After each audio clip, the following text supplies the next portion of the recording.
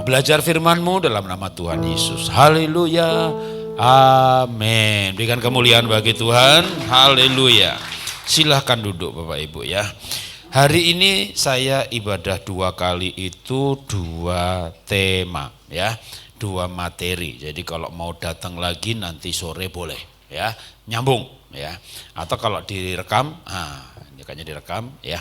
Maka bisa juga ntar simak rekamannya ya. Saya buka file saya dulu. Oh, di sini juga ada. Nah, kalau Bapak Ibu mau berhubungan dengan saya, ya itu nomor WA saya pribadi, bukan sekretaris, bukan staf. Jadi bisa tanya-tanya ya.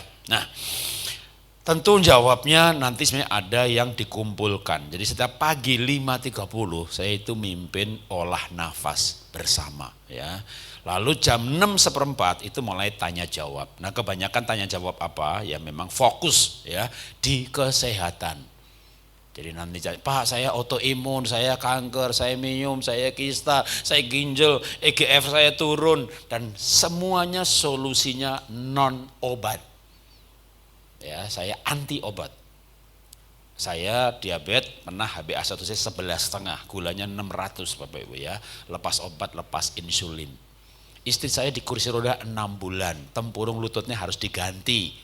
Enggak usah diganti, ya bisa. Ya, jadi kita bisa sehat dengan tanpa obat. Nah, sekarang kita nggak bahas obat, tapi kita bahasnya hubungannya kesehatan dengan hati. Apa kata firman Tuhan? Ya, oke, sekarang kita mulai ya. Jadi kayak seminar ya, mengajar guru ya, ibadah pun dibikin kayak seminar. Nanti dibaca sendiri di rumah ayat ini ya yang ada di dalam Yesaya 36 ayatnya yang 25 sampai 31 itu janji Tuhan untuk memberi tubuh yang baru, hati yang baru, pikiran yang baru. Maka kalau Tesalonika berkata, roh, jiwa, tubuh sempurna. Roh kita itu udah pasti, kalau mati masuk surga itu udah pasti. Asal lahir baru ya, menerima Yesus sebagai Tuhan Juru Selamat pribadi. Roh Kudus itu di mana? Roma 8 berkata, roh itu bersama roh kita. Jadi bukan mudah-mudahan masuk surga, udah pasti. Kalau kita mati, roh kita ke surga, itu udah pasti.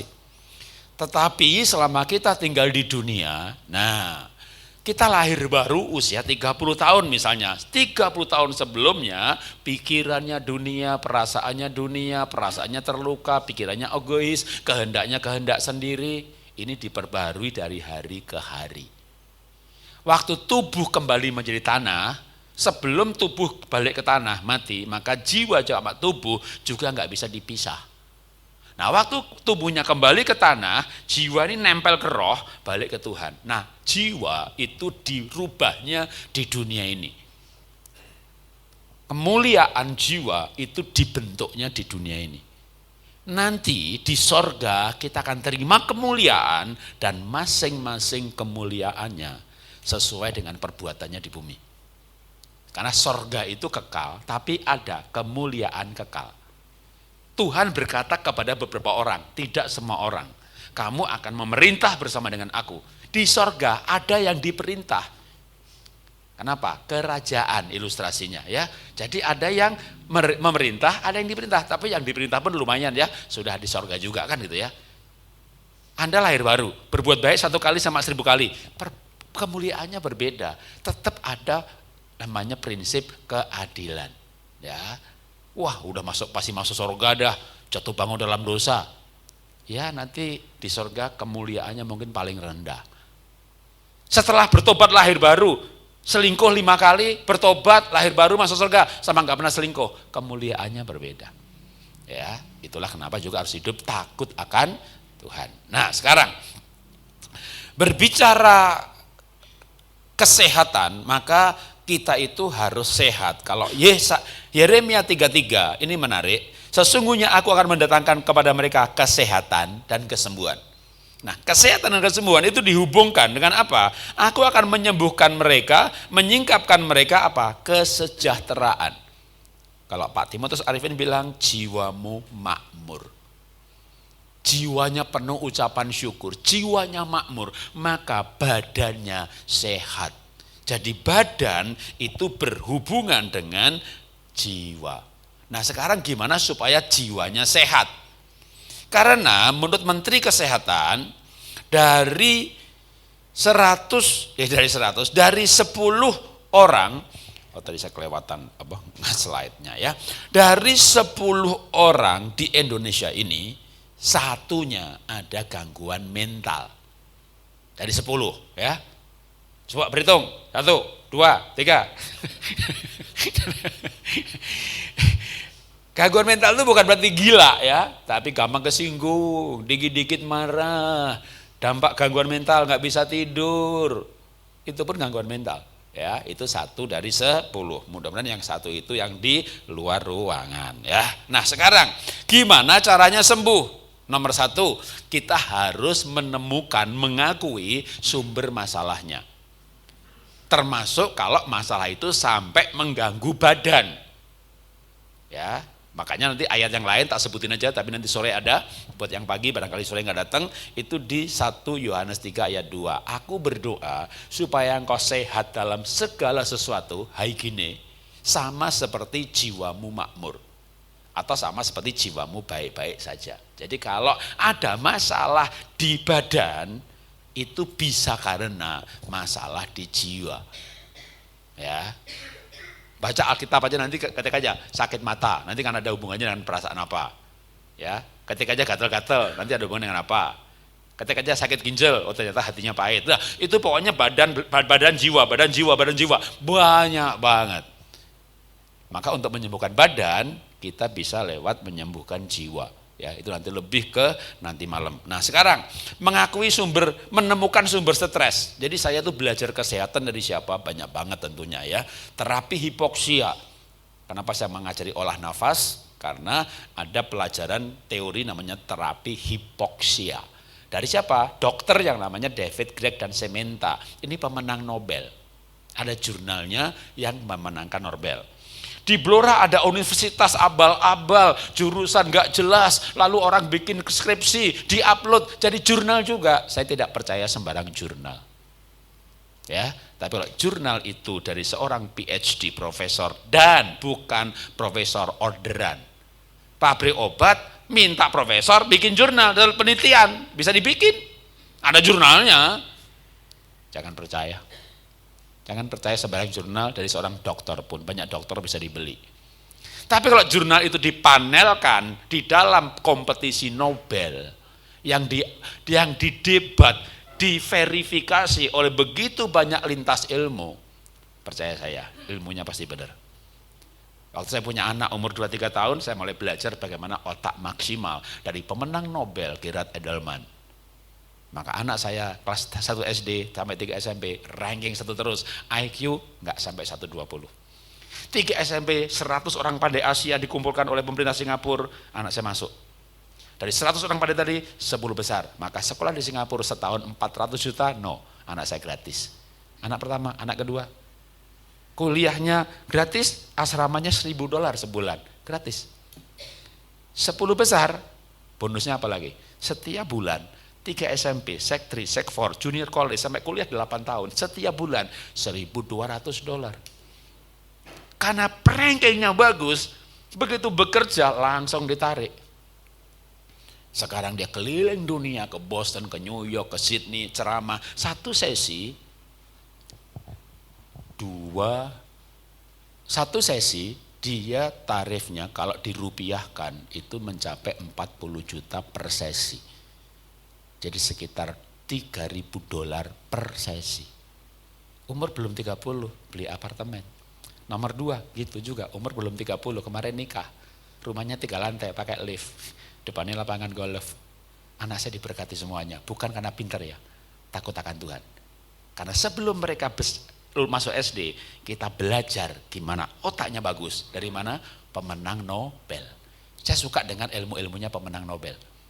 Dari mana saya belajar kesehatan selain David Gregg dan Sementa? John Kabat-Zinn, profesor, dekan fakultas kedokteran MIT Amerika. Nah, saya ambil yang John Kabat-Zinn. Menurut John Kabat-Zinn itu alkitabiah banget, sama dengan ayat walaupun dia nggak pakai ayat. Orang sakit itu karena stres. Nah, ketemukan sumber stresnya di mana? Bukti yang paling gampang, kalau sakit itu sumber stres, nggak semua sakit ya tentunya ya. Misalnya orang sakit karena virus gitu kan, tapi masalahnya kenapa? Semua orang kena virus, ada yang sakit, ada yang enggak. Imun ngedrop karena stres. Nah makanya siapa yang sehat? Coba, yang sehat itu orang pacaran. Ya, orang pacaran sehat-sehat, begitu menikah penyakitan. Ya, karena orang pacaran bahagia, penuh cinta ya, penuh cinta, benar ya. Orang pacaran itu ada yang menerima apa adanya, merasa diterima, serotonin naik, gampang tidur. Maka orang pacaran gampang tidur, ya kan? Begitu menikah nggak bisa tidur, ya kan? Karena begitu menikah kamu harus berubah, dituntut terus. Dia nggak bahagia, gimana mau tidur? Nggak bisa, susah. Hubungannya dengan jiwa. Orang susah tidur, sakit jiwa. Ya kalau bilang sakit jiwa terlalu keras, sakit gangguan mental. Kesehatan mentalnya terganggu. Kenapa? Kalau orang pacaran, Senin, Jumat sakit, Sabtu atau Minggu ketemu di gereja sembuh karena menyanyi lagu memandang wajahmu, rasakan kasihmu, tinggal dekatmu. Wih, pacaran duduk bersebelahan, itu kulit ketemu kulit. Ayatnya terjadi, saudara. Ayatnya digenapi. Ada kuasa yang mengalir dari tubuhku. Iya, anget rasanya ya. Wih, sudah menikah, jangan deket-deket. Jangan dekat-dekat gitu ya. Kalau sudah menikah, lihat pasangan, itu sudah nafasnya abot. Ya, nafasnya berat ya. Tarik nafas. Kok ono ya wong urip kaya ngono ya. Karepe dewek, enggak pernah minta maaf, tegar tengkuk, sidik-sidik nesu. Setan. Jadi kalau sudah menikah itu setan, saudara ya, kunyuk dia ya. Jadi gimana gak sakit? Coba bangun tidur lihat setan, makan ketemu setan, tadi malam dipeluk setan. Itu yang bikin sakit, saudara ya. Terus gimana caranya sembuh? Cintai setan satu itu. John Kabat-Zinn mengajarkan kalau orang sakit itu temukan sumber stresnya. Saya stres gara-gara pekerjaan, Pak. Kantor saya bosnya kayak Herodes, Pak. Pindah kantor. Maka nanti akan ketemu di kantor yang baru, Firaun. Ya kan? Anda pindah lagi ke gereja. Wah, jadi full timer gitu kan. Ternyata pendetanya munafik. Anda akan sakit dan cepat mati. Tapi kalau Anda stres karena bos di kantor, sebenarnya gampang sih. Pindah pekerjaan. Ya. Saya stres karena gereja, Pak. Pendetanya nggak bener, Pak. Saya kalau di situ jadi nggak nyaman, Pak. Dia munafik, Pak. Dia selingkuh, Pak. Dia makan duit, Pak. Perpuluhan dikemplang juga, Pak. Nyumbang kumpulin katanya buat dana sosial, Pak. Diakonia, Pak. Dipakai untuk yang lain, Pak. Wah, sudah pokoknya rampok aja namanya pendeta mamon gitu ya. Sarang penyamun. Gampang. Pindah gereja nggak dosa. Pindah gereja nggak dosa. Tapi jangan pindah Tuhan. Ya, tapi kalau Anda stres karena suami atau istri, mau pindah kemana? Hah? Mau pindah kemana? Maka aku udah gak kuat, aduh gak kuat. Pak Jarot, boleh gak saya menikah lagi? Boleh. Daripada ada sakit jiwa. Pak Jarot, tapi pendeta lain bilang gak boleh. Itu pendeta lain, aku pendeta Jarot. Betul Pak Jarot, boleh toh? Enggak salah toh Pak? Enggak. Asal memenuhi syarat untuk menikah lagi. Wah, apa Pak syaratnya? Semangat nanya syaratnya apa? Ya kan? Syaratnya satu. Cuma satu loh. Cuma satu. Kalau dia wis mati. Lah Pak, dek ora mati-mati Pak. Iku masalahe ya kan? Wetes dek. Wis wong jahat wetes ganggas waras bergas ya. Tuhan tunggu bertobat enggak tobat-tobat. Maka jangan berdoa dia mati, kamu mati duluan karena kalau kamu berdoa dia mati itu namanya kamu sakit hati. Jadi gimana coba? Kalau daerah mati-mati. Wong setan diganggas ngono. Mulane supaya sehat, cintai setan satu itu. Setan. Ada yang di sini punya setan. Oh, suami saya baik, Pak. Istri saya baik, Pak. Mertua saya kayak setan, Pak. Mertua saya baik, Pak. Mantu saya kayak setan, Pak. Mertua saya baik, Pak. Anak saya kayak setan, Pak. Wow, saya, Pak. Suami, istri, anak, mertua, mantu baik semuanya, Pak. Cuma janda sebelah kayak setan, Pak. Orang dunia ya oke setan itu, ya. Karena intinya kok anak setan itu ya. Siapa setan dalam hidupmu? Nah, sekarang itu harus diakui loh, harus ditemukan loh. Mengakui sumber masalah. Oh, ternyata saya stresnya ini karena pekerjaan gak cocok, orang sanguin kok kerjanya ke pembukuan, udah pindah pekerjaan, ganti pekerjaan. Anda bisa mati karena pekerjaan. Panggilannya penginjil jadi gembala, stroke lah dia, cepat matilah. Stres. Jadi kita bisa temukan, di runut itu ketemu ini sumber stresnya. Nah, kalau mencarinya susah Pak, ya kan Roh Kudus berbicara. Tuhan itu bukan teologi ya, bukan dogma. Masuk kamar, jiwaku terbuka untukmu Tuhan. Terus Anda diam diri, selah. Kalau saya mengajarkan namanya meditasi. Karena Alkitab ada perintah meditasi. Baca Yesaya 1:8, you should meditate. Baca Mazmur 1 ayat 2, bagilah orang yang kesukaannya meditasi. Alkitab itu ada 2 ayat, merenungkan dan meditasi. LAI, terjemahkan semua merenungkan. Merenungkan itu baca Alkitab, terus direnungin. Meditasi itu enggak mikir apa-apa, enggak baca ayat, berdiam diri, pikiran perasaan diistirahatkan, nunggu Roh Kudus ngingetin ayat. Seperti Daud, aku menanti-nantikan firman-Mu, bukan merenungkan firman-Mu. Merenungkan itu bagus banget, maka ada 2 perintah, renungkan, ada nantikan. Nantikan itu berdiam diri, meditasi, meditated bahasa Inggrisnya. You should, harus loh. Waktu saya ngajar meditasi, banyak pendeta karismatik, pendeta sesat ngajari meditasi, lah nggak baca Alkitab. Ya ternyata pendetanya depannya insinyur, depannya dokter, sekolah dong teologi ya. Saya dosen sekolah Alkitab, saya dokter teologi ya. Belajar bahasa Ibrani.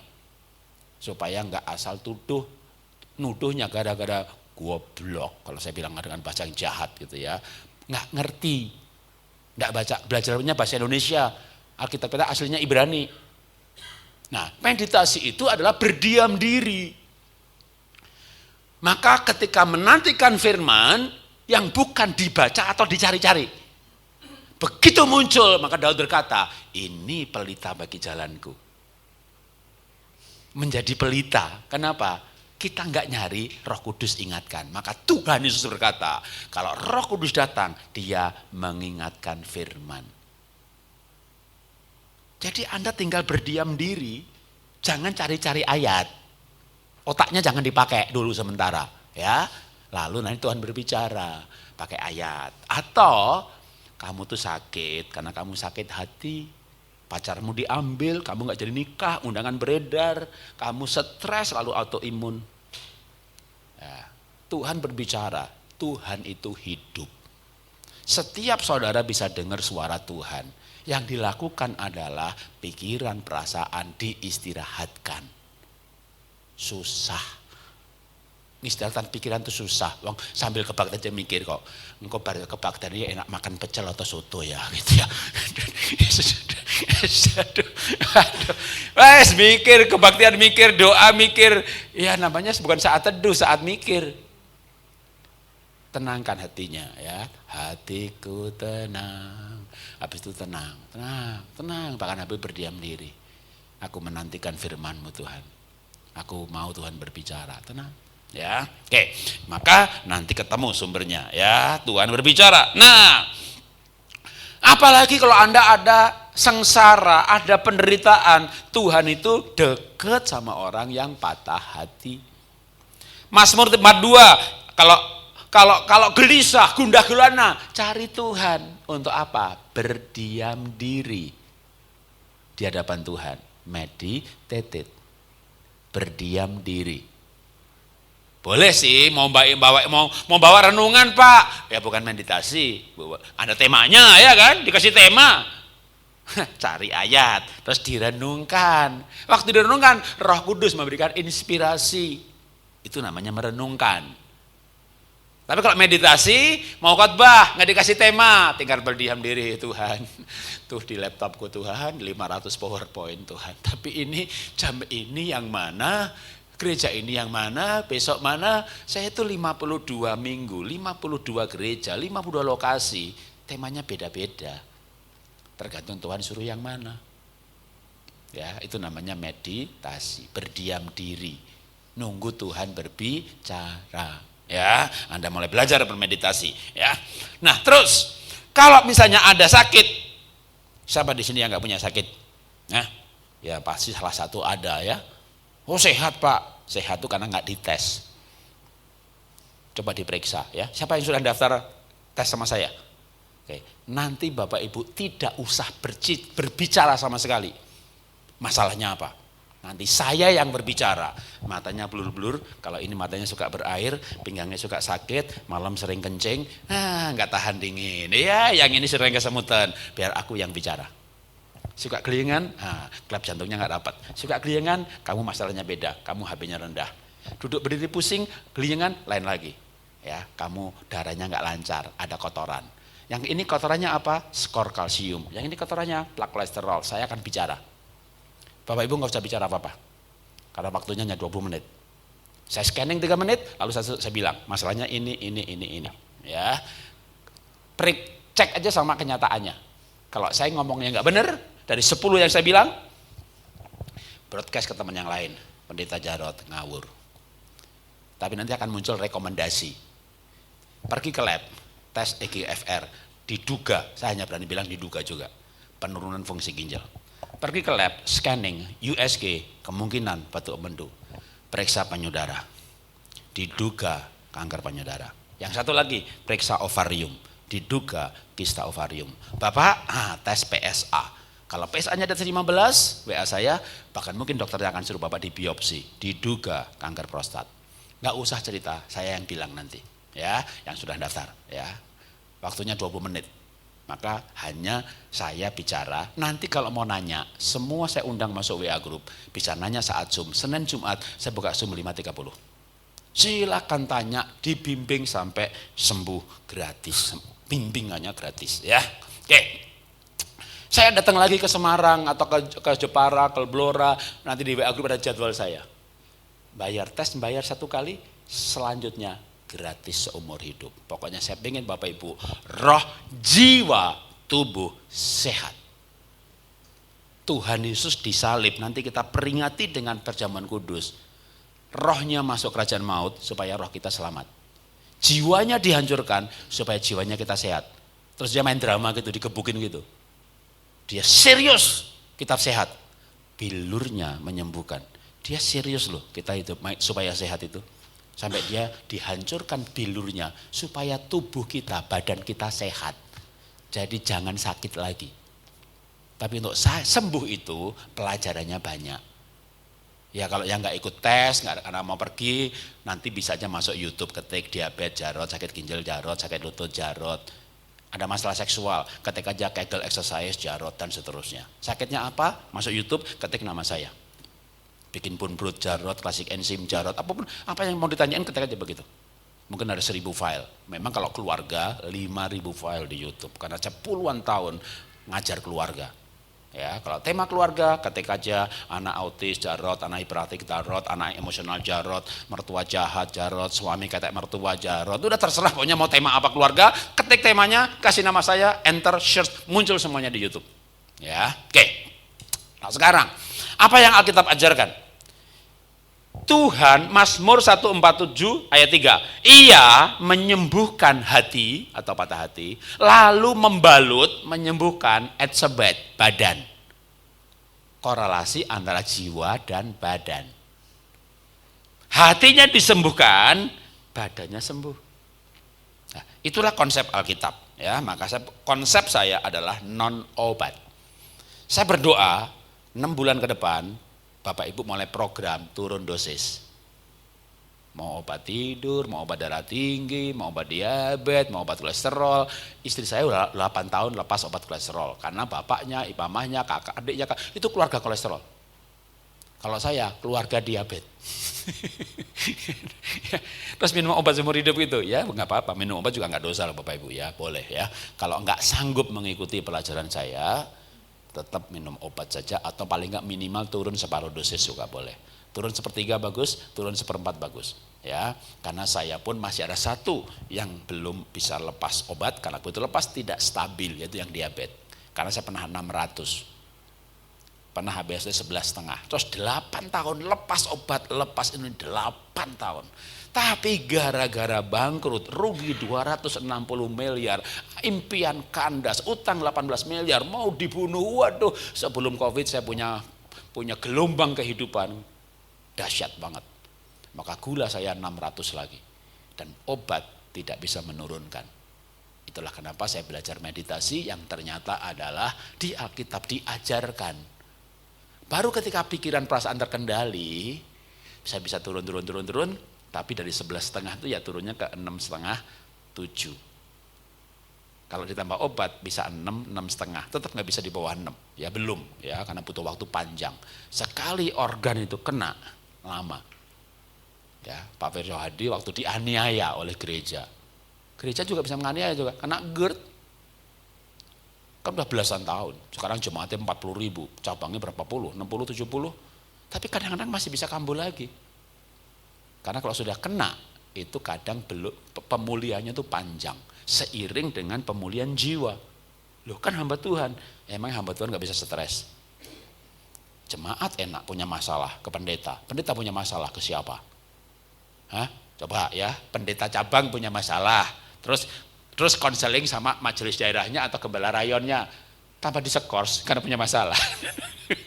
Gak boleh khotbah. Masalahnya tambah 2. Pendeta itu kadang kasihan loh saudara. Punya masalah hari kemana? Ya akhirnya hidup dalam kemunafikan. Itu penderitaan yang luar biasa. Banyak makanya ada yang bunuh diri, ada yang diam-diam sakit, akibat stres. Makanya stres itu harus diatasi. Nah pertama tadi adalah mengakui sumbernya ya. Sudah ketemu nih, oh ternyata saya nih yang bikin sakit stres ya setan si jini kan gitu kan. Atau bukan, oh suami saya baik Pak, oh nanti Pak kalau ketemu suami saya, wah bener baik sih gitu ya. Mertuanya kayak setan gitu ya. Mertuanya baik, apa pokoknya ada boleh menemukan kira-kira setan dalam hidupmu? Si mantan itu Pak, gangguin saya terus Pak, oh si mantan itu ya. Tukang pajak gitu Pak, setan saya Pak gitu. Saya nggak tahu setan Anda siapa ya. Mau nggak saya doakan supaya dalam hidupnya nggak ada setan? Tuhan ambil nyawanya, bawa ke surga. Di sana ada Petrus, ada Yakobus. Selama tinggal di Blora, Bapak Ibu, setannya oke. Ya, pindah Jakarta, tambah oke. Tambah oke. Jakarta demo terus tiap hari. Nggak masuk berita saudara. Diblok sama pemerintah beritanya. Nggak ada televisi yang menyiarkan. Ya, jadi dunia ini kejam saudara ya. Oke. Nah kalau sudah ketemu akar masalahnya, dapatkan pandangan Tuhan terhadap itu. Kenapa gula saya 600? Karena saya bangkrut. Saya kongsian berdua, kongsi saya kolerik, saya sanguin. Sanguin itu banyak yang diabetes. Pak Timotius sanguin kan? Diabetes ya. Kan orang sanguin itu punya kecenderungan mengabaikan. Orang kolerik darah tinggi. Orang melankolik hati-hati, yang perfeksionis, kanker. Jangan terlalu perfeksionis, dikit-dikit marah. Sendal harus lurus, spray harus rapi, makan harus sehat. Saya mengajarkan makan sehat. Tapi kalau ketemu yang tidak sehat, bersyukurlah, jangan stres. Nanti malah over namanya, ya. Nah, saya kongsian dengan orang kolerik. Waktu kita mengalami kebangkrutan, rugi, dia tekanan darahnya naik, pembuluh darah otak pecah. Bawa ke Siloam, tutup, buka, tutup lagi, 2 bulan tidak sadar. Begitu sadar, dia nggak tahu nama saya. Stres itu jahat sekali. Tapi masalahnya kalau saya sudah menemukan kan, oh bangkrut, itu ya. Bangkrut satu kata, demo buruh, diancam mau dibunuh, terus punya utang. Saya punya saham yang bisa 50 miliar, cuma dijual 5 miliar loh Bu, supaya nggak dibunuh, kepepet. Usaha kalau sudah turun, saham sudah mulai harganya turun, daripada nanti 0 harganya. Bangkrut satu kata ya. Lalu untuk kehidupan pribadi, jual mobil, turun kelas itu nggak enak loh. Bapak-bapak mungkin mempertahankan mobilnya lah, paling nggak biar kelihatan bagus. Turun kelas itu nggak enak loh. Biasa pergi punya sopir, punya sekretaris, nggak punya lagi. Biasa keluar negeri 2 bulan sekali, bahkan kadang tiap bulan. Saya punya omset 50 miliar 1 bulan, untung 5 miliar per bulan. Apa yang nggak bisa tapi tiba-tiba amblas, bangkrut. Dulu tiap tahun bisa beli properti, terus nggak lagi. Anak 3-3 di luar negeri, terus tiba-tiba nggak ada penghasilan. Maka stres itu berat sekali. Tapi ya stresnya karena masalahnya juga besar. Makin gede usahanya, kalau rugi ya makin. Ibu punya toko, sebulan 50 juta. Berapa banyak di gudang? Tergantung barangnya apa. Kalau elektronik, ya di gudang masing-masing satu-satu aja cukup. Saya sepatu, baju, kosmetik. Kayak orang toko kelontong. 10 juta omset sebulan, 50 juta di gudang. 50 miliar omset sebulan, 300 miliar di gudang. Begitu bangkrut, barangnya banyak yang bisa, barang yang ada expirednya. Maka setahun kemudian, bulan ini yang dibakar 4 miliar. Barang expired itu kalau dibuang, truk ngangkut itu ada ongkosnya. Lumayan lah dihemat 400 ribu, nggak usah dibuang, bakar aja. Kenapa pemburu tak pecah, kongsi saya, bangkrut satu kata. Belum lagi kehidupan pribadi. Untuk hidup sehari-hari, istri mulai jual cincin, jual kalung. Sebelum cincin kalung yang dijual, yang dicairkan deposito dulu. Kalau dicairkan di depan, kena penalti kan? Penalti. Deposito habis, surat berharga habis, mulai emas. Emas habis, mulai mobil. Itu yang saya alami. Jual, semua dijual. Untungnya masih untung, orang Jawa itu untung terus. Istri saya punya simpanan emas 61 kilo. Namanya Mas Jarot. Yang satu ini enggak dijual, orang dijual, ya kan? Nah, bentar ya. Nah sekarang saya tahu ya, oh gula saya itu naik ya ini. Terus gimana sembuhnya? Tidak akan sembuh sebelum mendapatkan yang namanya pandangan Tuhan. Kenapa ya? Tuhan itu izinkan. Susah. Tuhan, dulu orang itu nggak ada yang tahu saya pengusaha. Semua orangnya tahu, semua tahu saya itu pendeta. Padahal sebenarnya loh ya, pendeta pun saya bukan loh. Maka nama saya itu harusnya Dr. Insinyur Jarot Wijanarko MPD. Depannya nggak ada PDT, PDM. Saya tidak dilantik oleh gereja manapun sebagai pendeta. Memang saya doktor teologi ya, ngajar sekolah Alkitab. Tapi aku pendeta itu harus ditabiskan. Jadi saya berjemaat di Pak Niko itu jemaat biasa, bukan majelis, bukan diaken. Pak Niko diaken pengerja, pemain musik sebulan sekali ngumpul di Sentul, doa pengerja. Saya ndak bisa masuk. Kalau pendeta punya kartu pendeta, punya kartu anggota, Pak Niko main musik bisa masuk. Saya ndak bisa masuk. Saya jemaat biasa, saya pengusaha, bukan pendeta, tapi saya hamba Tuhan. Nah, ketika stres, sebagai pengusaha yang dulu diberkati seperti itu, anak di luar negeri, saya itu hidup ya sederhana. Baju ya batik, bahkan kadang batiknya belinya kok yang beli kodian itu loh. Tapi saya nabung, 1 tahun nggak kurang dari 2 miliar untuk disumbangkan. Untuk apa? Saya bangun sekolah di pedalaman udah 32 sekolah. Emang satu sekolah berapa ratus juta? Berapa ribu pendeta se-Indonesia terima buku saya gratis. 32 sekolah di pedalaman tiap bulan kita biayai. Jadi satu bilang sama Tuhan begini, Tuhan kalau aku bangkrut, apa Tuhan gak rugi toh? Dan saya yakin tidak bangkrut. Kenapa?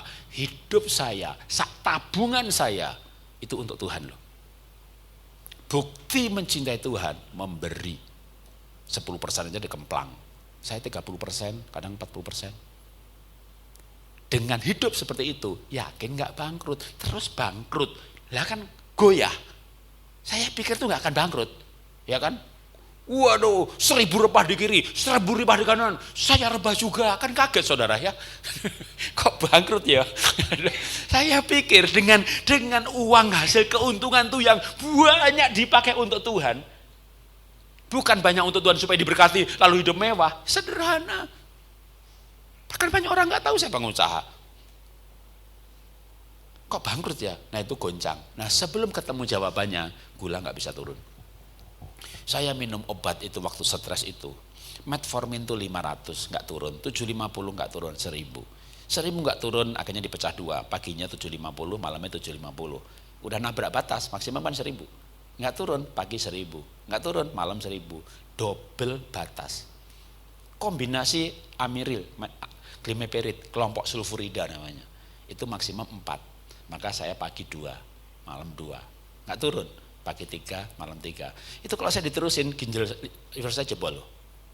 Obat 2 kali dari batas maksimal apa enggak jebol. Bangun tidur gula saya 400. Saya enggak makan apa-apa, jam 8 sudah 600. Itu apa? Stres. Jadi begitu stres, itu otak berpikir hari ini mau dibunuh sama si ini, hari ini berantem, hari ini ngurus si ini, hari ini demo buruh. Berantem itu tubuh siapkan gula. Puasa enggak makan, gula naik. Mau tidur 300, bangunnya 400. Bangun tidur selalu lebih tinggi. Itu namanya down phenomenon effect. Dan itu karena stres. Jadi saya hamba Tuhan, ngusir setan bakar jimat, khotbah kemana-mana. Dari tahun berapa? Tahun 82 saya kudu sekolah minggu. 86 saya sudah khotbah. Kena masalah, stres juga loh. Pendeta bukan manusia Bapak Ibu ya. Begitu stres. Obat nggak nyandak. Meditasi itu teknik praktis yang juga diajarkan di Alkitab supaya kita lebih gampang merasakan kehadiran Tuhan. Bukan mengejar kehadiran Tuhan sebenarnya. Tuhan sudah hadir. Cuma kita nggak merasakan, nggak mengakui. Jadi ada beberapa hal yang harus dikoreksi sebenarnya. Karena kata itu penting. Lagunya mengejar hadiratmu. Kok Tuhan kok dikejar? Tuhan di mana-mana kok. Di sini juga ada Tuhan kok. Kita harus koreksi beberapa kata karena kata itu penting. Hidup mati dikuasai lidah. Pengertian itu penting, konsep itu penting. Mindset itu penting. Tuhan, hadirlah dalam ibadah kami. Dari tadi udah hadir, Anda belum datang udah ada. Tuhan, terima kasih buat kehadiranmu. Berbeda loh. Itu berbeda loh. Nah ya, itu berbeda. Ya, nah yang benar itu mana? Yang ada ayatnya aja. Ya, oke. Maka kita harus mendapat sudut pandang Tuhan. Lah untuk saya, akhirnya ketemu. Wah lama ketemunya loh. Lama. Kenapa Tuhan izinkan kan lama? Kenapa Tuhan izinkan anakku 3 Tuhan? Yang satu jelek, yang satu bandel gak mati-mati. Tuhan kenapa yang beasiswa mati? Ada loh orang yang meratapi anaknya dan bilang Tuhan gak adil karena anak yang baik dipanggil Tuhan. Kenapa Tuhan? Waktu tanya kenapa dan belum ada jawabannya, sakitnya gak akan sembuh. Tuhan, saya ini hidup cuma sekali loh Tuhan. Kenapa ya Tuhan ya? Hidup cuma sekali Tuhan. Punya suami kayak setan dan setannya gak mati-mati Tuhan. Karena kalau belum dapat jawabannya, Anda sakit gak akan sembuh. Lalu siapa yang bisa ngasih jawaban? Ya Tuhan sendiri. Tapi Anda gak dengar jawabannya, pikirannya sibuk. Coba pikirannya istirahat. Oh ternyata aku Tuhan mau aku kayak jadi Tuhan Yesus. Jadi kalau aku menikah itu pengen bahagia, pasti gagal. Menikah pengen dicintai, pasti gagal. Menikah itu untuk menjadi serupa dengan Tuhan Yesus. Dan dia itulah yang memproses saya. Oh terima kasih Tuhan, gara-gara dia aku makin sabar, gara-gara dia aku makin tabah. Oh Tuhan, aku berubah gara-gara dia. Terima kasih Tuhan, setan satu itu. Gitu ya. Lama-lama ada bukan bilang setan ya. Oh dia pemproses hidupku, alatnya Tuhan. Dia alatnya Tuhan. Maka nanti saya bilang, I love you. Gitu ya. Gara-gara kamu, aku jadi baik. Dapat sudut pandangan Tuhan, lihat setan satu itu, nggak setan lagi saudara ya. Alatnya Tuhan, gitu loh. Alatnya Tuhan. Kalau belum bisa begitu gimana caranya? Oke. Kalau Anda belum bisa bersyukur dengan pasangan, minimal Anda bisa bilang lumayan. Waktu dia tidur nanti, liatin. Lumayan. Gitu ya. Anda terima gaji, Tuhan, ini kerja capek gaji segini. Lihat amplopnya, lumayan, gitu loh, lumayan aja. Kalau belum bisa bersyukur, benar lumayan ya, lumayan, gitu ya. Itu nanti udah agak sehat sedikit, gitu ya. Oke. Kalau sudah dapat sudut pandangan Tuhan, seperti Ayub, oh aku tahu Tuhan, rencanamu nggak gagal. Ayub ayat sebelumnya dia ketemu Tuhan, kan Ayub anaknya mati, usahanya bangkrut, rumahnya kebakar, ya kan? Sakit dia. Baca Ayub pasal 3 sampai pasal 37. Ayub alergi, Ayub autoimun, dia sakit pinggang, dia gatel, sakitnya banyak banget dia. Kapan sembuhnya? Perjumpaan dengan Tuhan. Dia nggak lagi ngomong Elifas, Bildad, Sofar, Elihu. Itu adalah orang-orang ahli agama. Ketika ada masalah menghakimi. Coba ada masalah, bangkrut, kebakar, nanti yang orang ayatnya banyak, pelayanannya banyak, khotbahnya banyak, apalagi nabi-nabi. pasti dia punya dosa. Gitu saudara. Persis Elifas, Bildad, Sofar. Pasti punya dosa. Elifas, Bildad, Sofar, Tuhan marah sama 3 orang yang banyak ayat ini menghakimi. Datang Elihu, masih muda. Ayub, aku enggak setua anakmu, aku masih lebih muda, tapi aku boleh bicara. Dia enggak menghakimi. Ketemu Tuhan. Ayub ketemu Tuhan. Baru Ayub tahu, aku salah. Tadinya berkata apa? Aku tidak bersalah. Gitu. Mana ada kesalahan seperti kain kotor bilang tidak bersalah. Ayub mencabuti perkataannya. Begitu ketemu Tuhan, dia menemui sumber stresnya. Dan muncul iman, Tuhan kau gak akan gagal. Ketika saya bangkrut, dibangkrutkan, pasti seizin Tuhan dong. Kan ada ayatnya, rambut jatuh seizin Tuhan. Betul gak? Kalau rambut jatuh seizin Tuhan, gigi copot seizin Tuhan gak? Jadi seizin lah. Istri saya bilang begini, yang kamu tuh kempot, kelihatan tua, kurus, karena gigi kamu udah copot 5. Iya waktu gula 500 gimana gigi gak pada copot. Mata blur-blur, gigi copot. Ereksi letoy. Begitu sembuh, ya kencang lagi, maaf bicara seks. Tapi kalau gigi gak muncul lagi. Ya kan? Nah, yang kalau kamu nggak pasang gigi palsu, itu gigi itu kan nahan pipi, pipimu jadi kempot. Itu. Setelah aku bilang sama istri, ini copot diizinkan Tuhan. Umurku makin tua, supaya makan nggak banyak, gigi dicopot sama Tuhan. Masa aku pasangin lagi? Ya, udah masih muda makan banyak olahraga. Wes tua olahraganya kurang. Masa makan banyak kayak muda. Maka kalau gigi udah dicopot sama Tuhan, nggak usah dipasang lagi. Itu ya. Boleh sih kayak istri saya dipasang lagi, rapi lagi dirapikan. Wih larang ya merapikan gigi. Wah, anak saya nomor 3 giginya dirapikan. Wih cantik dah gitu ya. Ya kalau giginya udah dipasang lagi, makan enak, tetap penguasaan diri seperti giginya kosong gitu loh ya.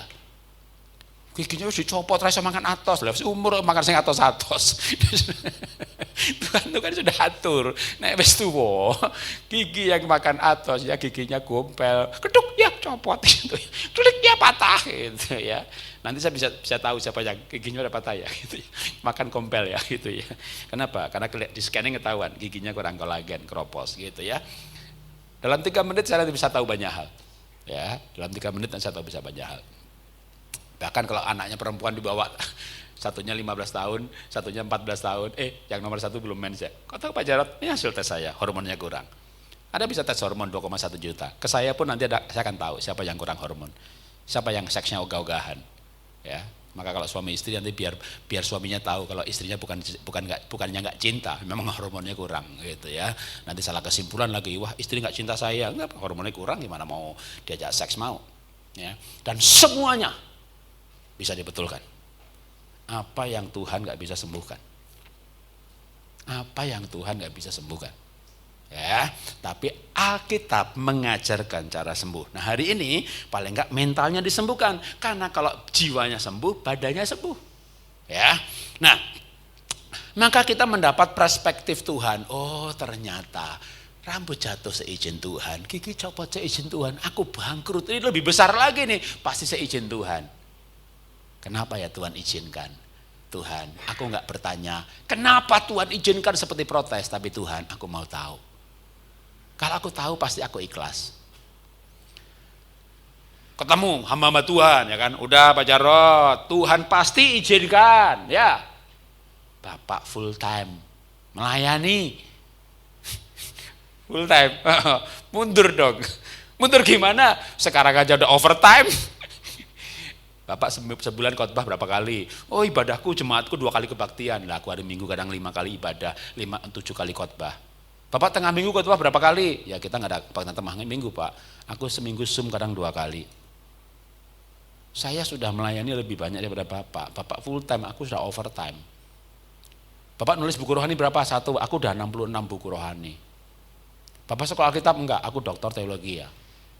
Saya kerja, saya usaha, saya orang yang semangat, maka segala sesuatu semangat, saya multitalent, multitasking. Saya bisa kuliah teologi ya, belajar sejarah gereja sambil nulis buku pernikahan. Saya berdua sama istri kuliah bareng-bareng.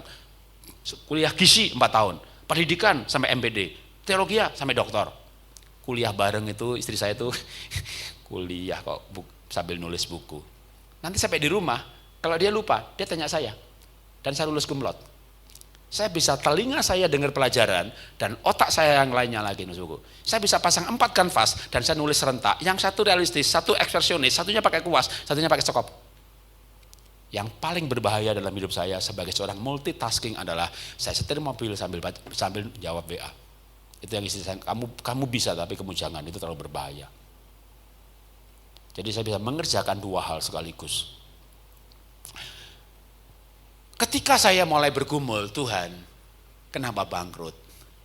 Kamu sudah pelayanan. Kemana kamu pelayanan? Kemana-mana Tuhan. Tinggal Afrika aja yang belum. Seluruh kota besar Amerika, seluruh kota besar Australia, Indonesia, lebih dari 400 kabupaten, hampir semuanya sinode. Ya itu kan orang Kristen semuanya. Hah? Kamu mulai melayani lintas agama.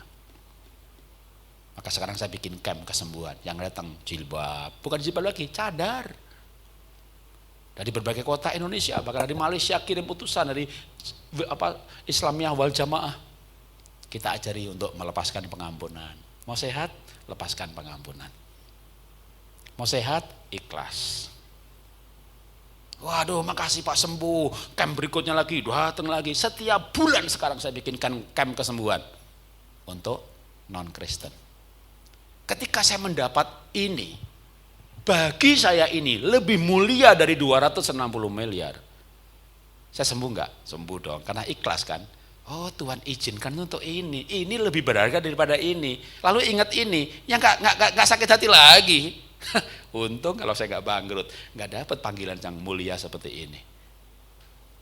Temukan kenapa Tuhan izinkan. Begitu dapat, itu namanya peristiwa traumatis. Pak, ajari saya melupakan. Nggak bisa lah, otak Anda nggak ada fungsi delete. Semua file kehidupan, saya pernah ditipu sekian miliar, rumah pernah kebakaran, bangkrut begini, semua tak susun rapi dan saya ingat-ingat, saya catat, suatu saat akan saya bukukan, itu tidak saya akan lupakan. Karena setiap peristiwa ada jalan Tuhan, ada rencana Tuhan, ada suara Tuhan. Setiap peristiwa Anda tidak boleh melupakan, itu mahal. Pengalaman yang larang. Terus Anda mau lupakan. Tapi Anda berdoa terus, ya akhirnya Tuhan ngalah, ya sudahlah. Malaikat, jawab doanya. Lalu turun, otaknya dipelintir, pikun, lupa, ya kan, udah.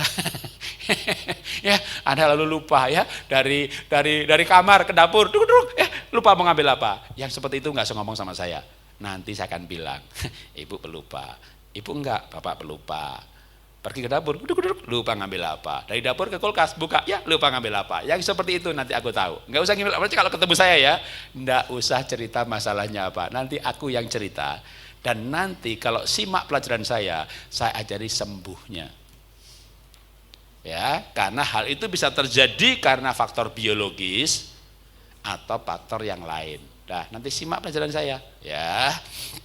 Kecuali itu lupa, Anda udah berdoa sering lama banget sampai Tuhan pelintir otaknya, itu nggak bisa sembuh kecuali Tuhan, ya kan? Anda berdoa lagi, Tuhan bikin saya ingat, koyok pelin-pelan piye toh.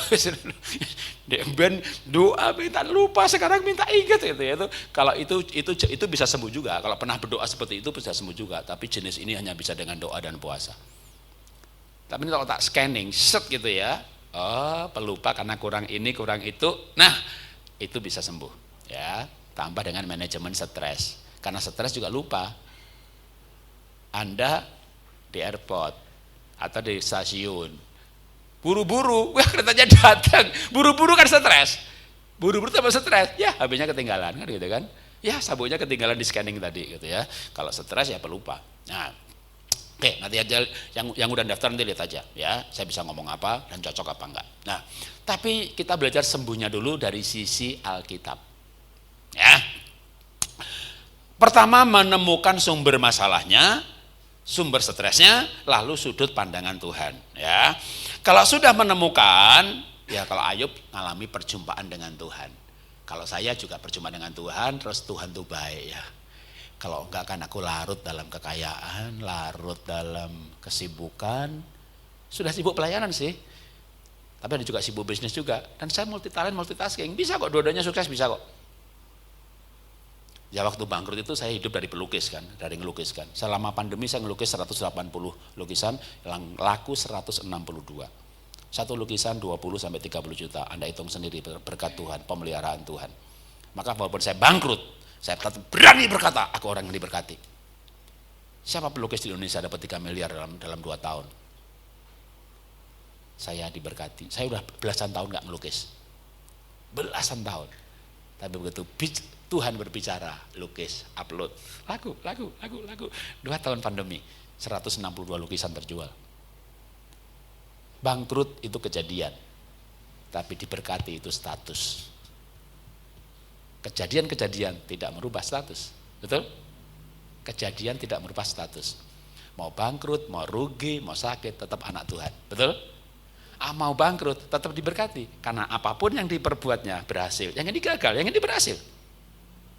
Jadi tetap orang yang diberkati. Nah, tapi perjumpaan dengan Tuhan penting, lalu merasakan kasih Tuhan, saya cepetin lagi, lalu apa? Nah, kalau sudah ketemu masalahnya, dapat sudut pandangan Tuhan, hati ini tetap harus diregulasi. Mengambil keputusan supaya tidak stres karena faktor pemicunya. Oke, balik ke pernikahan aja ya. Oke, wah lah bae aku ini bener ya Pak Jarot. Yang bikin stres itu ya bojoku kuwi lah, kayak demit kayak setan Pak gitu. Nah, ilmunya gimana? Ilmu yang paling manusiawi kalau mau sehat, ilmunya namanya jarno wae. Nanti jarno wae itu bahasa Ibrani yang jarang dibahas di sekolah Alkitab ya. Pak Jarot, aku ini sakit mah Pak, gara-gara bojoku itu loh Pak, nek mulu ngowi Pak, ora mulai jam piro ora ketau kondo Pak, mbok WA kan yo gampang Pak, aku kan nungguin dia pulang Pak, gak pulang-pulang Pak, makanya terlambat itu. Begitu mulai Pak itu suami bojoku kuwi tak, weh setan tenan Pak, nek ditakoni itu nesu loh Pak, nek ditakoni marah Pak, wis mangan, rasa takon piye, takon nesu, yo wis, aku wis mangan iwak. Enak atau iwake? Ya enak jenenge iwak, nanya ra jelas begitu deh. Wih bojone nek ditakoni ngamuk saudara ya. Ditakoni apa wae ngamuk. Makanya orang pacaran sehat-sehat, enggak ditakoni cerita ya.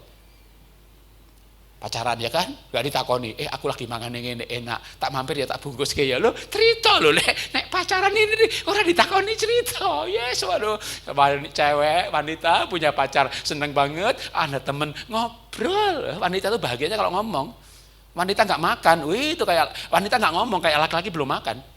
Laki-laki bahagianya makan, wanita bahagianya ngomong. Makanya wanita punya pacar, bahagia banget, ada teman diajak bicara. Setelah menikah, bisu dia. Jadi Pak, aku ini tambah sakit lagi Pak, bukan mah Pak. Karena aku nggak tahu kapan dia pulang, nggak tidur. Nah Alkitab berkata, waktu aku tidur, aku sembuh dari segala penyakitku. Baca kitab Mazmur. Ada hati gembira obat Mazmur, itu Amsal. Tapi tidur obat manjur itu Mazmur. Lah, saya tidurnya jadi kurang Pak. Detox saya jelek Pak. Ada racun Pak, racun dalam tubuh. Nanti yang tes sama saya ketahuan. Bu, ada pestisida. Bu, ada merkuri. Ganti merek pewarna rambut. Saya merek ini, ganti aja ada pokoknya. Ganti body lotion. Tubuh ibu ada merkurinya. Ada merkuri, ada radang. Ada radang bisa kanker. Atau ada merkuri, gatal dah, alergi nggak hilang-hilang, dikasih obat alergen, sembuh, obatnya dilepas, kambuh lagi, gimana nggak kambuh, racunnya dalam tubuh, buang racunnya, namanya detok. Gimana mau detok? Misalnya tidurnya begadang, yang satu lagi, ya racunnya radiasi, kebanyakan gadget. WHO menetapkan radiasi sebagai karsinogen. Kalau nggak kanker, ya paling nggak alergi, gatal-gatal. Atau macam-macam alergi itu bentuknya macam-macam. Bersin-bersin, sering bersin, mandi bersin, siang hilang, mandi bersin, siang hilang. Flu itu ada virusnya, bersin sepanjang hari. Bersihnya cuma kalau mandi aja. Nanti saya akan bilang juga, sering begitu, nggak usah cerita sama saya. Ketemu saya nggak usah cerita. Tapi saya akan bilang, begini. Bukan saya bukan dukun, saya bukan marifat. Itu hasil scanning tubuh.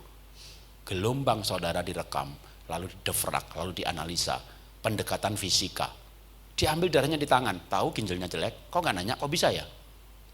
Nah sekarang kalau ambil gelombang di tangan saudara, tahu ginjalnya jelek, kok bisa ya? Belajar fisika, belajar kuantum. Anda kirim secara biologi surat ke Amerika, 2 minggu nyampe, pakai JNE 500.000. Gimana kalau dikirim secara fisika, gelombang, WA itu gelombang, 5 detik nyampe, biayanya nggak sampai 1 rupiah. Fisika itu gelombang itu nggak ada melesetnya. Cahaya itu lurus, nggak pakai belok. Kimia, ambil darahnya, ya sampelnya ketukar, hasilnya salah. Yang meriksa bersin, hasilnya salah. Cawan Petrinya kotor, hasilnya meleset. Gelombang, tidak ada melesetnya. Jalan itu nggak ada pembatasnya bahkan, tapi dua arah. Di depan ada mobil mogok, semua mobil pakai Google Map. Nanti yang ke arah situ ada objek di depan, hitungannya detik. Mobil bergerak loh di tol, 100 km per jam loh. Hanya yang bergerak ke arah itu yang dapat berita lewat gelombang bahwa di depan ada objek, di depan ada polisi. Yang arah berlawanan di jalan tol, ada objek di sini, yang bergerak ke sana nggak diberitahu. Seakurat itu yang namanya gelombang. Ya, maka nanti saya bisa tahu katup jantungnya nggak rapat. Nggak percaya ke dokter jantung, tap katup jantung. Nanti WA saya, betul Pak Jarod, klep jantung saya nggak rapat. Mau sembuh? Mau sembuh. Tuhan Yesus bertanya kepada orang sakit, maukah engkau sembuh? Saya muridnya Tuhan Yesus. Saya akan menggunakan ilmu guru saya untuk bertanya, maukah? Bisa Pak Jarod, maukah? Kalau mau, belajar. Ya, kalau mau, belajar. Belajar apa? Belajar Alkitab. Khususnya kitab Taurat, itu kitab kesehatan. Nah, mulai deh, ya susah dong Pak Jarod. Iya, karena Taurat mengatakan jangan makan babi, jangan makan kucing, jangan makan anjing, jangan makan darah. Lembu, domba, sapi, dagingnya boleh kau makan, lemaknya jangan kau makan. Itu makanan, itu sajiannya Tuhan. Anak nyolong, nyuri. Saya bayar perpuluhan, nggak bicara perpuluhan. Ulu hasil, saya nggak bicara ulu hasil. Perjanjian baru, beri dengan sukacita. 9% boleh, 15% boleh, nggak usah dihitung. Tapi kalau bicara kesehatan, Alkitab berkata, lembu, domba, sapi, dagingnya boleh kau makan, lemaknya jangan. Itu kan menyelama. Kalau Anda nggak percaya, robek aja tuh kitab Taurat. Yang digenapi adalah, kalau ada, ini kitab perjamuan, penebusan dosa. Anda makan babi masuk surga. Nggak ada hubungan dengan surga neraka. Karena Alkitab salah terjemah. Babi haram, no. Bahasa Inggrisnya nggak usah bahasa Ibrani, unclean. Tidak sehat. Kok orang Cungkok makan babi banyak sehat-sehat? Mereka makan cleanernya, bawang putih, antioksidan. Jadi Alkitab, Taurat, itu diantaranya hukum kesehatan. Kalau Anda mau sehat kayak saya sehat, kayak istri saya sehat, ikuti kitab Taurat. 100% Pak. Istri saya aja hanya ikut saya 80%. Jadi kalau Anda bisa ikut 50% udah bagus. Minimal obat turun dosis. Istri saya masih makan babi, saya enggak lah. Taurat itu satu titik enggak akan diubah. Anda bayar perpuluhan diberkati, enggak bayar ya masuk surga juga. Karena kalau surga itu udah digenapi. Anda tidak perlu bayar ulu hasil atau perpuluhan untuk masuk surga. Tapi kalau Anda bayar, Anda diberkati. Itu hukum. Anda makan babi masuk surga. Tapi kalau Anda nggak makan, Anda lebih sehat. Dan mau lebih tepat lagi, Anda tes food IgG atau tes DNA. Boleh sapi nggak? Oh, yang ternyata satu boleh, satu enggak. Kalau nanti saya juga akan bilang begitu, tergantung hasil tesnya. Jangan makan daging merah ya. Yang kalau ibu nggak apa-apa, bapak jangan. Ya, tapi Anda boleh tes food IgG atau tes DNA 8 juta. Ya, nanti Anda bisa bandingkan dengan nasihat saya dari hasil tes yang cuma sekilas itu, gitu ya. Akurat itu gampang kok, bisa dibandingkan. Nanti kalau saya bilang D3-nya kira-kira 30, pergi ke lab. Cuma skala fisika sampai 10. Tapi di lab sampai 200. D3 itu sebelum COVID 35 sampai 80. Setelah COVID disuruh 80 sampai 150. Jangan di atas 150 ya, lehernya kaku. Nah, nanti saya bisa bilang, Pak, Bu, D3-nya baru 40-an. Minum 5.000 IU. Oh, Ibu udah 70-an, 1.000 IU, ya. Nanti tes ke lab khusus D3 tok aja 320.000. Nah, bicara rock, ini kan rock ya, Dr. Foni Wijaya, tapi dia jarang bilang dokter ya, rendah hati orangnya. Ibu Foni Wijaya, stafnya Pak Timotius Arifin. Mas, kalau dia panggil saya Mas, bener toh alatmu ini? Ya tes oh. Aku kurang B6, ya tes. Dia tes 520.000. Bener itu alatmu. Ya dibilangin, hilang lo 500.000. Ya tapi bagus sih, kalau nggak percaya itu bagus. Ada ibu-ibu nggak percaya saya kurang Q10. Bu, kalau mau mukanya glowing Q10. Tapi Q10 bukannya muka glowing juga ya. Ini jantungnya lemah, kurang Q10. Bener toh? Pergi ke lab, ke Prodia, tes Q10 600.000. Bandingkan hasil sama hasilnya saya ya. Nanti saya ketahuan. Oh ini loh, masalah pernafasan kurang Q10. Ini loh, diabetes susah turun, kurang zinc, kurang Q10, kurang vitamin C. Kromium penting, tapi nggak ketes sama alat saya kromiumnya ya. Karena kromium juga penting sebenarnya untuk selain sulfur. Ya, insulin, apa itu? Protein, sulfur, protein. Asam amino 32, asam amino 22 digandeng dengan sulfur. Namanya insulin. Jadi kita belajar, oh begitu supaya insulin kualitasnya bagus, asam amino harus lengkap gitu ya. Jadi untuk lepas obat itu ya bukan lumpuh berjalan buta melihat mujizat. Kalau saya belajar, kenapa orang baca diabetes? Apa itu resistensi insulin? Kenapa kanker? Kenapa autoimun? Dipelajari, engkau akan tahu kebenaran, dan kebenaran memerdekakan. Kebenaran sorga masuk sorga, kebenaran diabetes sembuh diabetes. Kalau belum sembuh, karena kebenarannya, pelajarannya belum holistik. Ada faktor yang masih miss. Oh supaya nggak kropos D3 K2 dicukupin, nggak sembuh-sembuh. Oh kurang osteokalsin, dicukupin masih nggak sembuh, kalsitonin. Begitu bener semuanya. Oh jam kerjanya metabolisme jam sekian, deep sleep, parasimpatetik, dijelasin semuanya. Ya setahun, nggak bisa cepat juga ya, betulin tulang. Setahun kropos sembuh. Cek rumah sakit bone density. Nanti yang saya bilang ya, kropos, osteoporosis. Mau yakin ke rumah sakit, tes bone density. Oh rendah, ya kropos. Akurat itu dibandingkan dengan hasil lab ya. Tapi lab kadang nggak ngajari gimana sembuhnya, paling dibilangin ya sudahlah, sudah 60 tahun kropos ya wajar kan gitu ya. Ya udahlah 60 tahun pelupa ya wajar, ya semuanya wajar ya, akhirnya kita nggak berusaha. Tapi kalau memang udah punya prinsip ya serapopo Pak, ngene bahagia yang penting ya sudah nggak apa-apa ya. Oke. Nah, meregulasi emosi tadi apa? Jarno wae.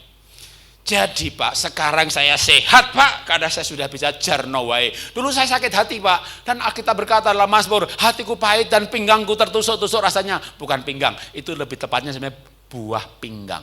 Kalau bahasa Inggris, kidney. Hatiku pahit dan kidney, ginjalku sakit. Gimana ginjal saya nggak sakit Pak? Saya masak Pak, taruh di meja, suami nggak mau makan. Aku terhina Pak, sakit hati. Sekarang aku sehat. Pokoknya aku masak, manganan tak dokok neng meja, mangan-mangano, mati-matio, urip-uripo, jarno wae, wong setan kok diurusi. Wes saiki Pak, aku pokoknya jam 5 sore Pak, aku mangan Pak, jam 6 sore paling lambat mangan Pak. Itu bojo mulih mulia, ora boleh ya ora apa-apa, mati-matio, mutiar. Jarno wae, aku pokoknya saiki pager gak tak tutup loh Pak, pintu pun juga tak tutup Pak. Aku gak usah bangun bukain pintu Pak, wis wetan siji kuwi mulai masuk rumah ora mulai rapopo. Jarno wae, wis begitu aku iso jarno wae Pak, aku sehat Pak. Itu ya, itu jarno wae, itu ilmu yang kurang bagus tapi sudah bisa bikin sehat. Kalau mau kayak Alkitab, itu ilmunya bukan jarno wae ya. Tadi aku bilang, cintai setan satu itu ilmu yang lumayan, bukan lumayan, itu ilmu yang bagus. Tapi bisa jarno wae itu manusiawi. Ya, Anda sudah bisa lihat, itu namanya meregulasi emosi. Kita ngatur perasaan. Masa gara-gara dia selingkuh sakit hati, aku yang kena kanker. Apapun yang dia lakukan, hatiku tidak berubah. Kita meregulasi emosi. Tanggal berapapun, hatiku tenang bersama denganmu. Saldo berapapun, hatiku tenang bersama denganmu. Siapapun presidennya, demo di mana-mana, aku setuju dengan yang di demo. Tapi hatiku tidak akan kepahitan dan sakit hati. Hatiku tenang, meregulasi emosi. Lah mosok setan sing kurang ajar, setan pulangnya terlambat, setan nggak pulang-pulang, lalu aku gelisah. Aku nggak mau hatiku terganggu sama makhluk hidup satu itu. Aku mengambil keputusan, aku bahagia dekat sama Tuhan. Bahkan aku sekarang mengambil keputusan, wes setan ini tak pelihara saja, aku cintai, diopeni. Ya, wes Anda bisa ngopeni setan, hebat. Nek rasa ngopeni, jarno wae. Ya, oke, saya cepetin. Yang lain saya skip aja karena ini sebenarnya ilmu untuk seminar, bukan untuk kebaktian ya. Maka kalau mau sembuh, itu bisa juga dengan meregulasi emosi dengan memperkatakan firman. Ya, dengan memperkatakan firman. Dari hasil meregulasi emosi itu, bahkan nanti ujung-ujungnya setelah dijarno wae, tidak dimarahi, tidak dituntut, loh kok malah jadi waras gitu loh. Dek malah jadi mikir, ya mesake ya bojoku ya, nek aku ra ini ya bener juga sih ya. Dek ngamal yang nek pager gini, kadang-kadang wong dijarno wae malah jadi waras loh. Apalagi kalau kita bisa ngopeni setan siji kuwi. Waduh, sejahat-jahatnya orang dibaikin. Jangankan orang Bapak Ibu, di rumahku ada bebek 8, angsa 6, ayam 40. Aku yang pelihara. Anjing 2, istri yang pelihara. Kasih makan. Istri pulang dari kantor, pulang dari pelayanan, masuk garasi, masuk carport, sebelahnya ada kandang, langsung, halo sayang, udah makan belum? Waduh, aku nggak ditanya udah makan atau belum ya, tapi dia sayang banget sama anjingnya, diajak jalan-jalan gitu loh, dia nggak pernah, yuk jalan-jalan, anjingnya diajak jalan, udah sayang banget sama anjingnya, itu dia lagi. Nah, hewan itu hebat banget, dia kalau dibandingin sama aplikasi akan akurat, saat inframerahnya bagus, gelombangnya bagus, dia berjemur. Anjing berjemur, saya lihat juga ayam-ayam beberapa berjemur, yang terutama yang sakit. Bahkan ayam itu dia sayapnya dibuka gitu, terus dia berjemur ya. Anda piara ayam, Anda tahu dah ya. Waduh, ayam itu 40, jantannya 4. Itu poligami dia. Kalau angsa itu pasang-pasangan dan tidak selingkuh, nggak ganti pasangan. Burung dara juga begitu. Makanya orang menikah di kuenya, di belakangnya, di atasnya gambar ayam. Enggak, angsa. Ya, setia. Ya kan? So, ayam. Kaget yang hadir. Ini nikah bener nih. Iya kan? Biar beda. Masuk angsa melulu ayam. Hati-hati itu roh itu ya. Angsa ya sepasang, merpati sepasang. Nah, waktu anjing berjemur, mobil istri datang, dengar suara mobilnya, dia tuh tahu loh suara mobil siapa. Langsung itu ke pintu gerbang nyambut, ipit begitu. Dia lagi berjemur, saya datang, itu anjing berjemur, dia lirik.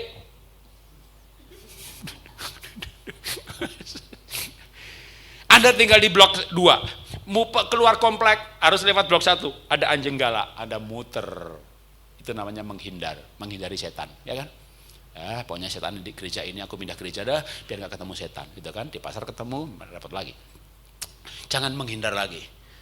Lewat gang 1, bawa tahu, tempe, telur yang udah jatuh, udah nggak dimakan. Itu anjing galak yang suka gonggong itu yang punya juga kurang ajar sih. Sudah tahu galak begitu, bawa dirantai di dalam ruangan, dalam halaman. Ternyata sengaja dilepas biar dia beolnya di trotoar. Tapi kan jadi ganggu. Ya udah, nggak usah komplain. Bawa makanan, kasih makan sekali, 2 kali. Gong, kasih makan. Nanti 10-15 hari kasih makan. Itu lihat dari jauh. Ipit. Mulane nek bojomu mertuamu galak gonggong kayak ono pangan dikasih makan sampai nanti ipit. Itu namanya ayatnya membalas kejahatan dengan kebaikan. Paling gampang jarno wae. Wis iso jarno wae kayak ono pangan. Mau ayat boleh, mau cerita lebih gampang diingat ya, jarno wae. Ya. Yang lebih dari jarno wae. Oke, ini ilmu yang paling jelek. Terakhir dah. Bapak Ibu pulang dari gereja, omahe ya rapate adoh ya, nglewati pasar. Tak mlaku wae lah. Numpak becak ya larang, mlaku ya. Neng pasar ana wong edian. Wis kowe muka jelek moto, bidung kaya terong bokong kaya balon. Wis maaf nih, bakal ngomong lonte gitu. Ibu dimaki-maki orang gila. Dibalas enggak? Diajak berantem, berantem karena aku, dilayani enggak? Kenapa? Emang kedian nih,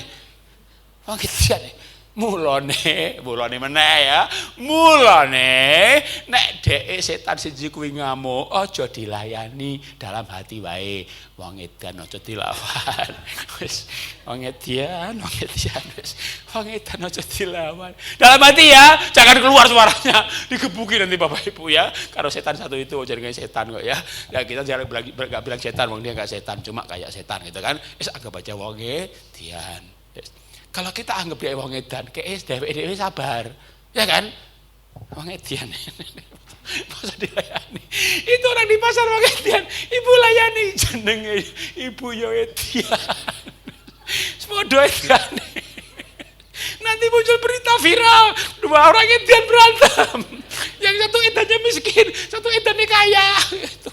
Sogetian itu ya wes. Mulane kalau bahasa Jawa bilang sing waras ngalah, sing edan tokno wae, itu loh ya. Itu emosinya, pikirannya diatur begitu. Ya jangan dibilangin kowe edian ya malah diamuk. Itu namanya meregulasi emosi. Oke. Dari meregulasi emosi terjadi rekonsiliasi, lalu dari rekonsiliasi terjadi relasi. Kalau sudah itu anjingnya ipit, ketakutan tidak ada lagi. Kasih yang sempurna melenyapkan ketakutan. Allah adalah kasih. Barang siapa tinggal di dalam kasih, bahkan bisa ngasih makan kepada anjing satu itu, Allah di dalam dia. Allah adalah kasih. Kasih yang sempurna melenyapkan ketakutan. Allah adalah kasih. Allah itu penyembuh. Sakit apa yang Tuhan gak bisa sembuhkan? Masalahnya kita tidak ditinggal di dalam Allah. Kita takut dengan anjing galak. Kita takut. Apa kamu dengan kekhawatiranmu bisa menambah sejengkal hidupmu? Begitu khawatir, imunnya ngedrop. Begitu takut, khawatir aja ngedrop, gimana lagi takut? Sistem imun tidak berjalan. Oke, mari kita tunduk kepala, kita berdoa.